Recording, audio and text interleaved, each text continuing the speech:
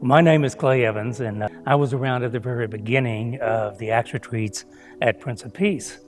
And I've been asked to tell a little bit of the history of it. And our pastor at the time was Father John, and he had come to the parish, and very few men were involved in ministry. And so one of his goals was to get men involved in ministry. And he decided, well, look, let's put on a retreat, a men's retreat. And he selected 7 or 8 of us to help him put on this retreat, and we'd never done anything like that. And we had one man who had actually been to a retreat similar to what we ended up with Acts, and he kind of guided us into how we were going to go ahead and put that together. In the meantime, Father John had heard about the Acts retreat from a friend of his in San Antonio. So we had just, that's the background. So we put on this retreat, and at the same time, 2 teams from San Antonio came over to Houston and put on the very first 2 Acts retreats in Houston. One was St. Clair of Assisi, and the other one was John the Baptist Parish in Alvin. And they were the very first 2 parishes to put on an Acts retreat. Father John had gone to seminary with the pastor at St. Clair of Assisi. And when the retreat was at St. Clair, that priest called Father John because he knew what he was doing, trying to put men on retreat. And he said, "You have got to see this retreat. You've got to send somebody to be on this retreat." He said, "I've never seen anything like it." The next year, when they put on their retreat, which was 2000, the latter part of 2002, 7 of us went actually to that retreat at St. Clair. And we went there as what you would call pilgrims. We just attended the retreat. And it was the most powerful retreat I had ever been on. And the 7 of us came back here. We didn't even go home. We came straight to Father John, and we said, "We've got to do this." And St. Clair of Assisi had said that they would go ahead and mission to us. And so that's pretty much how it started.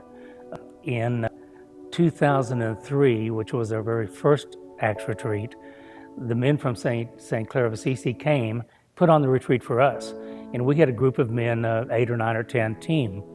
And the co-director was the first director for us who did our own was Bill Hitchcock.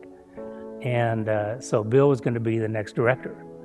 So as we decided to put on ours by ourselves, just a low retreat in 2004, Bill was going to be the director. And he and Lloyd Guerin, which was the second director, teamed up and put on the retreat with the help of the men from St. Clair of Assisi and those of us who'd gone on retreat. And from there, it bloomed, it just blossomed, and the women had theirs about the same time.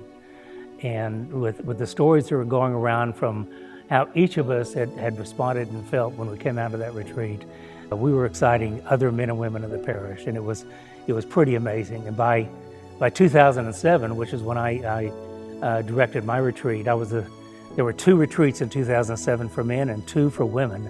That's how it was growing. And I had the second one in 2007. And again, it was one of those things that you try and never get away from. Now, at my age, I've kind of retired and let the young people do it, but I have attended probably 28 Acts retreats, and I've been the director of 3. One here, one in Rancho Cucamonga, California, and the other one in Oregon, when we missioned to a parish up there. So, and it's I guess taken off there. It's going pretty good, but it was quite an amazing ordeal. I think Tim went with us to the one in Oregon, but anyway, it was quite an ordeal.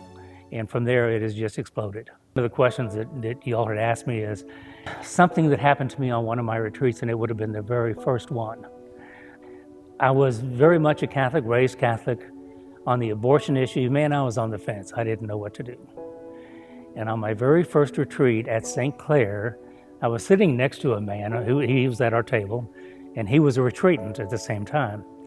And the director of that retreat had a photograph of a young woman, probably in her early 20s, and his talk that he gave when he gave the talk was about this woman.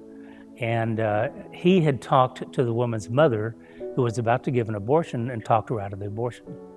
And so you're looking at this picture of this young woman now, and some of the stories that he told about what she's doing now. And the gentleman sitting next to me started shaking. So it wasn't about that woman, it was about the gentleman next to me. And when that director had finished his talk, everybody took a break, and this guy was just sitting there, just shaking. And I was sitting right next to him. And he said, I can't stay here. And I said, well, why? And about that time, he just broke down and bawled. I mean, it was one of those things where men don't do that around other men. And all of a sudden, people are gathering around him, and the director came in and took him outside and talked to him.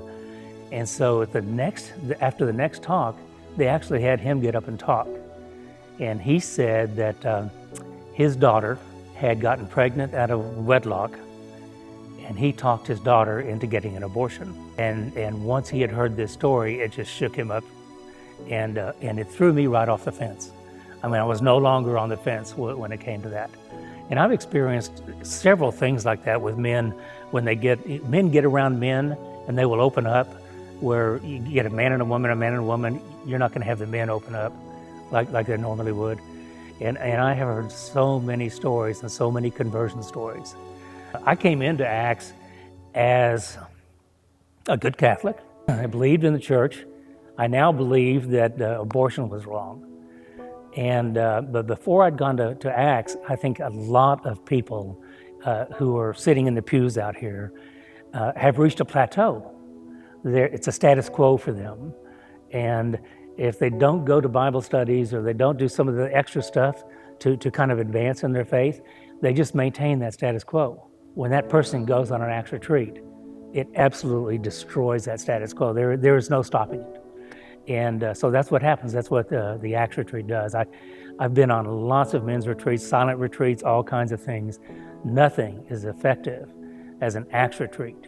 Hearing men tell stories about themselves, opening up, showing their hearts, it's probably one of the most amazing things that a man can do. Women are different, and my wife's been, and she's been a director, and I don't know about the women, but for a man to go on an Acts retreat, it is a life changer. You know, I think Acts is going to just eventually go nationwide. I mean, it's gone to New Orleans, Mississippi, Georgia. Acts is spread now to California and doing well in the Los Angeles area, believe it or not. And up in Oregon, what it was one of the men who was on the very first Acts retreat at St. John the Baptist in Alvin. His son became a priest, and but was he'd gone to seminary up in Oregon, and so he became eventually the pastor of a parish in Oregon, and had been to an Acts retreat down here with his dad. And so he said, you've got to bring that up to my church. And so that's how we did that particular one. But yeah, it's something that I think will spread substantially as time gives it.